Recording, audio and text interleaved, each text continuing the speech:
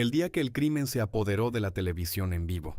Era una tarde normal de martes. Los presentadores estaban al aire, las cámaras encendidas y miles de personas en Ecuador veían las noticias como cualquier otro día.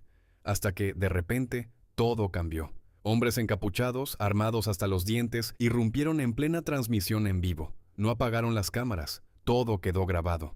Todo quedó al aire. Y lo que el mundo vio en los siguientes minutos dejó a todos sin palabras. Esto es lo que realmente pasó el 9 de enero de 2024 en Ecuador. Quédate y te cuento la historia completa. Para entender lo que pasó ese día, necesitas saber cómo llegó Ecuador a este punto, porque Ecuador no siempre fue así.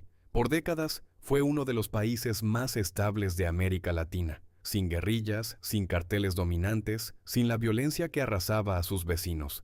Pero algo cambió. Entre 2019 y 2023, el país se convirtió en una ruta clave para el narcotráfico. Las bandas criminales, antes pequeñas y desorganizadas, empezaron a conectarse con los grandes carteles mexicanos y colombianos. Y el dinero del narcotráfico lo cambió todo. En solo 4 años, la tasa de homicidios de Ecuador se multiplicó por 5. Ciudades como Guayaquil, que alguna vez fueron destinos turísticos, se convirtieron en zonas de guerra. Y en el centro de todo esto había varios nombres, pero el más temido era uno solo: José Adolfo Macías Villamar, alias Fito, líder de los Choneros, una de las bandas criminales más poderosas del país. Un hombre que llevaba años en prisión, pero que desde adentro seguía controlando su organización. El 7 de enero de 2024, el presidente Daniel Noboa, que llevaba apenas unas semanas en el poder, declaró el estado de emergencia. ¿La razón? Fito había desaparecido de la cárcel. Nadie sabía cómo, nadie sabía a dónde. Y lo que vino después fue el caos total. En menos de 48 horas después de la fuga de Fito, Ecuador ardió. Motines en las cárceles, guardias tomados como rehenes, explosiones de vehículos en varias ciudades, policías secuestrados en plena calle. Y no fue solo Fito.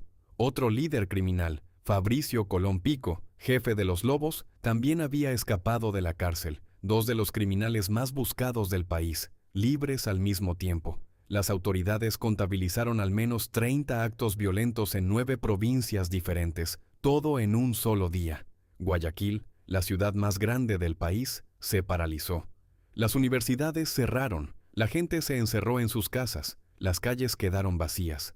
El presidente Noboa tomó una decisión que nadie esperaba. Declaró a 22 bandas criminales como organizaciones terroristas y ordenó a las Fuerzas Armadas neutralizarlas. Ecuador estaba en guerra. Y entonces, al día siguiente, las bandas decidieron enviar un mensaje que nadie olvidaría. El 9 de enero de 2024, pasadas las 2 de la tarde, el canal TC Televisión transmitía en vivo desde Guayaquil. Era una transmisión normal, hasta que dejó de serlo.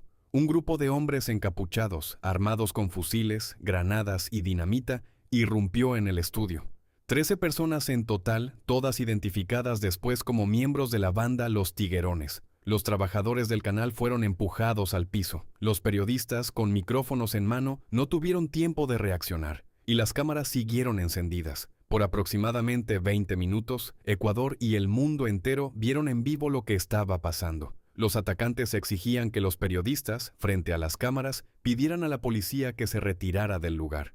Uno de los periodistas que estuvo ahí como rehén describiría después la experiencia como surrealista. Estar frente a una cámara, con armas apuntándote, sabiendo que todo el país te está viendo.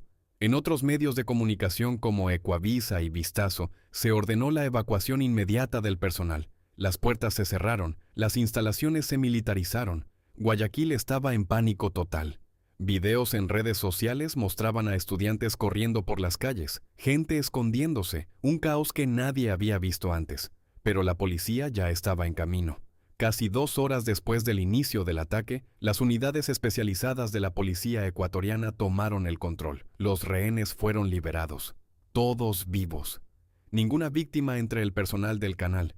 13 de los atacantes fueron detenidos en el lugar, todos identificados como miembros de los Tiguerones. Pero la historia no terminó ahí. Meses después, un juez sentenció a 2 de los menores involucrados a 8 años de prisión por cargos de terrorismo.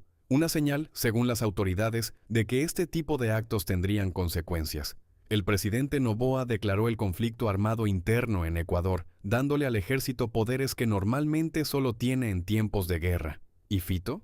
El líder que desapareció y detonó todo esto, hasta la fecha de este video, sigue sin ser capturado. Sigue siendo uno de los fugitivos más buscados de América Latina. Ecuador lleva más de un año librando esta guerra. Las cifras de violencia bajaron en algunos periodos, pero la amenaza sigue siendo real. Y el 9 de enero de 2025, exactamente un año después del ataque, el presidente Noboa visitó personalmente las instalaciones de TC Televisión. Un gesto simbólico para decirle al crimen organizado que Ecuador no se rindió. Lo que pasó en Ecuador en enero de 2024 no fue solo un ataque a un canal de televisión, fue un mensaje de que el crimen organizado había crecido tanto que ya no tenía miedo de actuar en plena luz del día, frente a las cámaras, frente a todo el mundo. Pero también fue el momento en que un país decidió decir, hasta aquí. ¿Fue suficiente la respuesta del gobierno? ¿Ecuador está mejor hoy que hace un año? Eso lo dejo para que me lo cuentes tú en los comentarios.